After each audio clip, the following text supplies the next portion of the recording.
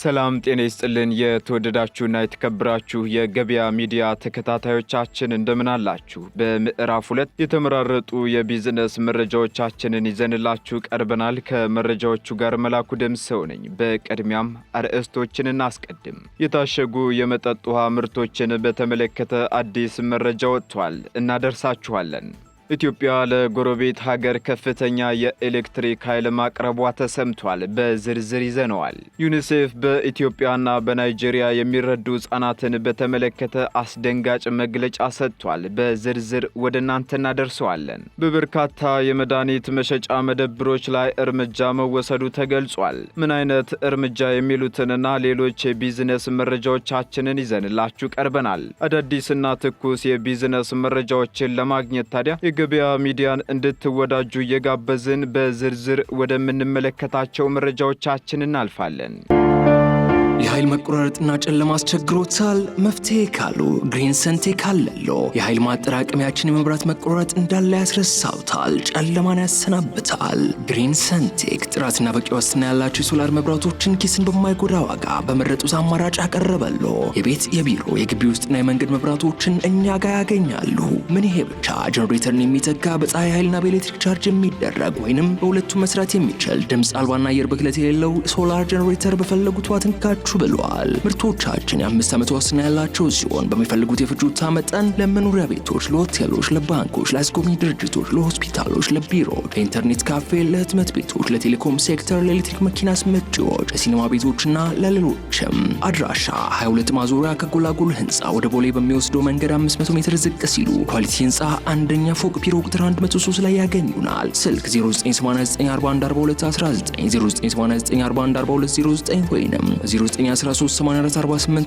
ላይ ይደውሉልን። ግሪን ሰንቴክ ለዘላቂ መፍትሄ እንሰራለን። መንግስት በውሾች ላይ እርምጃ ሊወስድ መሆኑን አስታወቀም። በአዲስ አበባ ከተማ አስተዳደር የከተማዋን ገጽታ ለመጠበቅና በሽታን ለመከላከል በሚል ባለቤት አልባ የጎዳና ላይ ውሾችን ወደ መጠለያ ላስገባ ነው ሲል ገልጿል። አስተዳደሩ የእብድ ውሻ በሽታን ለመከላከል እንዲሁም የጎዳና ላይ ገጽታንና ደህንነትን ለመጠበቅ በሚል ባለቤት አልባ የጎዳና ላይ ውሾችን ወደ መጠለያ የማስገባት ስራ ሊጀምር መሆኑን አክሏል። ባለቤት አልባ የጎዳና ላይ ውሾችን የመጠለያ ማዕከል አዘጋጅቶ ወደዚያ ለማስገባት የሚያስችል አዲስ የአሰራር ደንብ ተዘጋጅቷል ሲሉ የአስተዳደሩ የእንስሳት በሽታ መከላከልና ቁጥጥር ቡድን መሪ የሺዳኝ ተናግረዋል። ደንቡ በረቂቅ ደረጃ ያለ መሆኑንና በቅርቡ ወደ ስራ ይገባል የተባለ ሲሆን በአሰራር ደንቡ መሰረት ባለቤት አልባ የጎዳና ላይ ውሾችን ወደ መጠለያ ለማስገባት መጀመሪያ የውሻ ባለቤትነት ምዝገባ ይካሄዳል ተብሏል። ውሻ አለኝ የሚል ማንኛውም ሰው ምዝገባ ማድረግ አለበት። የውሻ ባለቤትነት ማረጋገጫ የምስክር ሰነድ ይሰጠዋል ማለታቸውንም አስታውቀዋል። በባለቤትነት ደንቡ መሰረት ማንኛውም ሰው ውሻውን ይቆጣጠራል፣ ተገቢውን አያያዝ ያደርጋል፣ በየዓመቱ ክትባት ማሰጠትም ይጠበቅባቸዋል ሲሉ አሳስበዋል። አዲስ ደንብና መመሪያ መውጣት ያስፈለገበት ምክንያት ደግሞ ባለቤታቸው የማይታወቅ የጎዳና ላይ ውሾች በብዛት በመታየታቸው ምክንያት ሲሆን በቀጣይ የጎዳና ላይ ውሾች ቁጥር እንዳይበራከት ዘመናዊ በሆነ የማምከን አሰራር እንዳይራቡ ይደረጋል ማለታቸውንም አክለዋል። መጀመሪያም አሁን ላይ ያሉት ወደ መጠለያ እንዲገቡና የገቡትም እንዳይራቡ ይደረጋል ሲሉ ኃላፊው መናገራቸውን ዘገባዎች ጠቅሰዋል።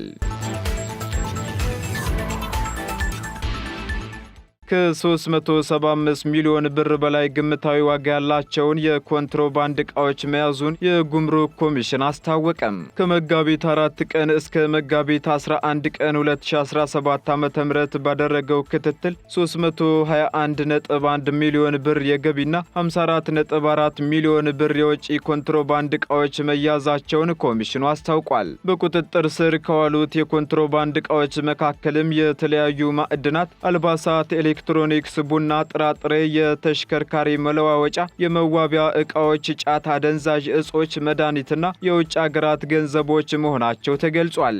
የኮንትሮባንድ ዕቃዎችን ሲያዘዋውሩ የተገኙ 12 ተጠርጣሪዎችና 7 ተሽከርካሪዎችም በቁጥጥር ስር መዋላቸውንም የኮሚሽኑ መረጃ አመላክቷል። እንዲሁም በተጨማሪ ከየካቲት 21 ቀን እስከ የካቲት 27 ቀን 2017 ዓ.ም በተደረገው ክትትል ግምታቸው 939 ሚሊዮን ብር የሚሆኑ የኮንትሮባንድ ዕቃዎችን መያዙን የኢትዮጵያ ጉምሩክ ኮሚሽን አስታውቆ እንደነበር ይታወሳል። በዚህም 573.7 ሚሊዮን ብር የገቢና 365.3 ሚሊዮን ብር የውጭ ኮንትሮባንድ ዕቃዎች በድምሩ 939 ሚሊዮን ብር ግምታዊ ዋጋ ያላቸውን የኮንትሮባንድ ዕቃዎች በተለያዩ ቅርንጫፍ ጽሕፈት ቤቶች መያዛቸውን አስታውቆ ነበር። በዚህም የኮንትሮባንድ ዕቃዎችን ሲያዘዋውሩ የተገኙ 9 ተጠርጣሪ ግለሰቦችና 3 ተሽከርካሪዎችን በቁጥጥር ስር መዋላቸውን ዘግበን እንደነበር አይዘነጋም።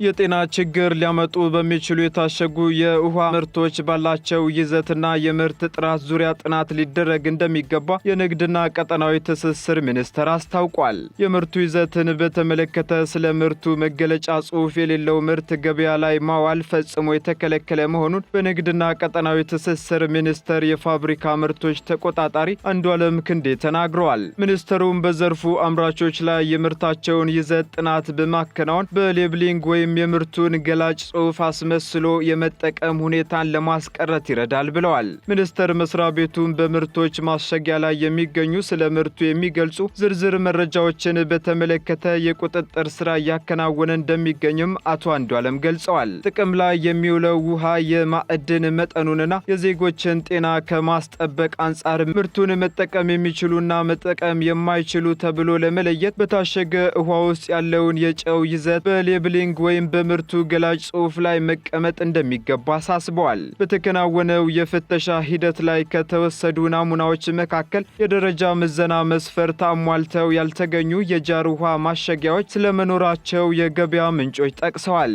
በጃር ውሃ ምርት ላይ ምልክት ወይም ስለ ምርቱ የሚገልጽ መለያ በቂ ሁኔታ አለመኖሩ እንደ ክፍተት የሚነሳ ጉዳይ ስለመሆኑም ተነግሯል።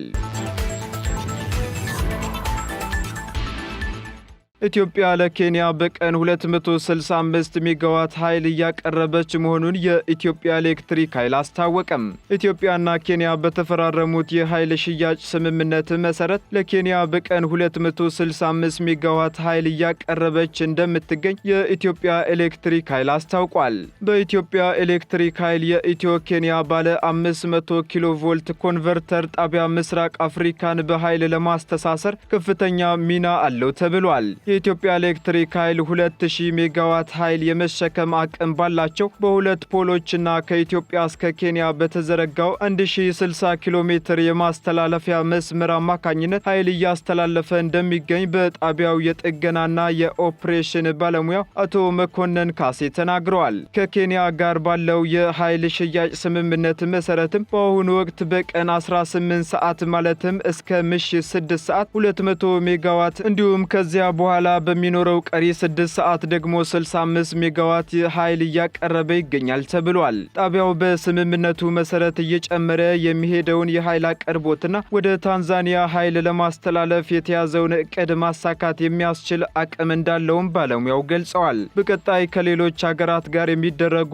የኃይል ሽያጭ ስምምነቶችን ተከትሎ አስተማማኝና ኃይል በማስተላለፍ ለአህጉራዊ የኃይል ትስስር መሳለጥ የሚደረገውን አስተዋጽኦ ለማስቀጠል እየተሰራ መሆኑንም ተናግረዋል። በዚህም የኃይል ኤክስፖርቱን ለማሳደግ የተያዘውን ጥረት ለመደገፍ አቅም ማጎልበትን ጨምሮ የተለያዩ የማሻሻያ ስራዎች እየተከናወኑ እንደሚገኙ መግለጻቸውን ከኢትዮጵያ ኤሌክትሪክ ኃይል የተገኘው መረጃ ያመለክታል። ያለ ባለሙያ ትዕዛዝ መድኃኒቶችን በቀመሙ 94 የመድኃኒት መሸጫ መደብሮች ላይ እርምጃ መወሰዱ ተገለጸም። በአዲስ አበባ ከተማ ባለፉት 7 ወራት ውስጥ ያለ ባለሙያ ትዕዛዝ መድኃኒቶችን በቀመሙና በሸጡ የመድኃኒት መደብሮች ላይ ሕጋዊ እርምጃዎችን መውሰዱን የከተማ አስተዳደሩ ምግብና መድኃኒት ቁጥጥር ባለስልጣን አስታውቋል። በባለስልጣኑ የጤና ተቋማትና ባለሙያዎች ቁጥጥር ዳይሬክተር ገልገሎ ኦልጅራ እንደገለጹት በልዩ ሁኔታ ያለ ትዕዛዝ እንዳይሸጡ በጥብቅ የተከለከሉ መድኃኒቶችን በራሳቸው ፍቃድ በሸጡና በቀመሙ የንግድ ተቋማት ላይ እርምጃ ተወስዷል ብለዋል። ተቋማቱ የግለሰቦችን ፍቃድ ብቻ በመቀበል አገልግሎት በመስጠታቸው መድኃኒቶችን በመጠቀማቸውና በመሸጣቸው እርምጃው እንደተወሰደባቸው ተናግረዋል። በድንገተኛ ፍተሻ ወቅት በተገኙት እነዚህ የንግድ መደብሮች ላይ ስለተወሰደው እርምጃ ያብራሩት የቁጥጥር ዳይሬክተሩ 56ቱ ላይ የጽሑፍ ማስጠንቀቂያ እንዲሁም 38ቱ ላይ ደግሞ የሥራ ፍቃድ ስረዛ እርምጃ ስለመሆኑ ተጠቁሟል። ከጊዜ ወደ ጊዜ ሕገወጥ ተግባራት እየተለመዱ መምጣታቸውን በማንሳትም ይህንን ችግር ለመፍታት ጠንካራ የቁጥጥር ስርዓት መዘርጋቱን ተናግረዋል። በተጨማሪም የሕገወጥ ተግባራትን መንሰራፋት በመመልከት በቂ የቁጥጥር ባለሙያዎችን በማሰማራት ችግሮችን ለመቀነስ እየተሰራ መሆኑንም ገልጸዋል። ማህበረሰቡ ያለ ባለሙያ ትዕዛዝ የሚሸጡ መድኃኒቶች የጎንዮሽ ጉዳታቸውን የከፋ በመሆኑ ከመሰል ድርጊቶች መቆጠብ እንዳለበት ያሳሰቡት ዳይሬክተሩ ባለሙያዎችም የሙያ ስነ ምግባራቸውን ተግባራዊ እንዲያደርጉ ጥሪ አቀርበዋል። ዩኒሴፍ አዲስ የገንዘብ ምንጭ እስካላገኘ ድረስ በኢትዮጵያና በናይጄሪያ ለሕፃናት የሚደረገውን ድጋፍ ሊያቋርጥ መሆኑን አስታወቀም። በዚህም ሳቢያ 1.3 ሚሊዮን ለከፋ የምግብ እጥረት የተጋለጡ ኢትዮጵያውያንና ናይጄሪያውያን ሕፃናት በዚህ ዓመት ወሳኝ የሆነውን ሕይወት አድን ድጋፍ የማጣት አደጋ ተጋርጦባቸዋል ብሏል። ኤጀንሲው በሚቀጥሉት 2 ወራት ውስጥ በሁለቱም ሀገራት ሕፃናት ላይ የሚደርሰውን የተመጣጠነ ምግብ እጥረት ለማከም የሚያቀርበውን የነፍስ አድን ምግብ እርዳታ በማጣት ምክንያት እንደሚያልቅበት ወይም እንደሚጨርስ ገልጿል። ይህም በኢትዮጵያ በየወሩ ሕክምና የሚያስፈልጋቸው 74500 የሚገመቱ ሕፃናት ላይ አስከፊ መዘዝ ያስከትላል ተብሏል። የዩኒሴፍ ምክትል ስራ አስፈጻሚ ኪቲ ቫን ዳር ሃይጀንደን ትናንት በጄኔቫ በሰጡት ጋዜጣዊ መግለጫም ባለፉት 25 ዓመታት የተመዘገቡት ውጤቶች በከፍተኛ የገንዘብ ድጋፍ ማሽቆልቆል ምክንያት ወደ ኋላ ሊመለሱና ሊቀለበሱ ይችላሉ ብለዋል። በናይጄሪያ ደግሞ በወር ወደ 80 ሺህ የሚጠጉ ሕፃናት ሕክምና የሚያስፈልጋቸው ሲሆን የህይወት አድን ምግብ አቅርቦቶች ደግሞ በዚህ ወርና በግንቦት መጨረሻ መካከል ባለው ጊዜ ውስጥ ሊያልቅብን ይችላል ሲሉ የዩኒሴፍ ምክትል ስራ አስፈጻሚ መናገራቸውን ቢቢሲ ዘግቧል። የተወደዳችሁ ተከታታዮቻችን በመጨረሻም በዝርዝር ወደምንመለከተው መረጃ ስናልፍ የተመድ የፍልሰት ድርጅት IOM ከ5000 እስከ 6000 ሰራተኞቹን ሊቀንስ ማቀዱ ተነገረም። የተመድ የስደተኞች ኮሚሽንና የፍልሰተኞች ድርጅት IOM የአሜሪካ የገንዘብ ድጋፍ በመቋረጡ ምክንያት ከፍተኛ ተጽዕኖ እንዳሳደረባቸው አስታውቀዋል። የስደተኞች ኮሚሽነር ፊሊፖ ግራንዲ ኮሚሽኑ በዓለም ዙሪያ ከፍተኛ የሰራተኛ ቅነሳ ሊያደርግ መሆኑን ገልጸዋል። በዚህም ድርጅቱ ከ5000 እስከ 6000 ሰራተኞችን ሊቀንስ ማቀዱን ዓለም አቀፍ የዜና ምንጮች ዘግበዋል። ቅነሳው የማይነካው የሥራ ዘርፍ እንደማይኖር ያስጠነቀቁት ግራንዲ እርምጃው በሚሊዮኖች በሚቆጠሩ ስደተኞች ላይ ከባድ ችግር እንደሚፈጥርም ገልጸዋል። የእርዳታው መቀነስ በዓለም ላይ የደህንነት ስጋቶችን እንደሚጨምርና በበርካቶች ደግሞ በተስፋ መቁረጥ ስደት እንዲወጡ እንደሚያደርግ እንዲሁም ስደተኞችን ባስጠለሉ ሀገራት በርካታ ሕይወት ሊጠፋ እንደሚችልም ግራንዲ አስጠንቅቀዋል። ዓለም አቀፉ የፍልሰት ድርጅትም የአሜሪካ 30 በመቶ የገንዘብ ድጋፍ እንደቀነሰበት ጠቅሶ የነፍስ አድን ስራዎቹን በከፍተኛ ደረጃ ሊቀንስ መሆኑንና ውሳኔው በፍልሰተኞች እንዲሁም በተፈናቃዮች ሕይወት ላይ ከባድ አደጋ እንደሚደቅን አስጠንቅቋል። ድርጅቱ በ2023 ከነበረው 3.4 ቢሊዮን ዶላር በጀት ውስጥ 40 በመቶውን ያገኘው ከአሜሪካ እንደነበር ይታወሳል። የተወደዳችሁና የተከበራችሁ የገበያ ሚዲያ ተከታታዮቻችን ለምዕራፍ 2 ያዝንላችሁ የቢዝነስ መረጃዎቻችን እነዚህን ይመስሉ ነበር። አዳዲስና ትኩስ የቢዝነስ መረጃዎችን ለማግኘት ታዲያ የገበያ ሚዲያን እንድትወዳጁ የአክብሮት ግብዣችን ነው። ሰናይ ጊዜን ተመኘን።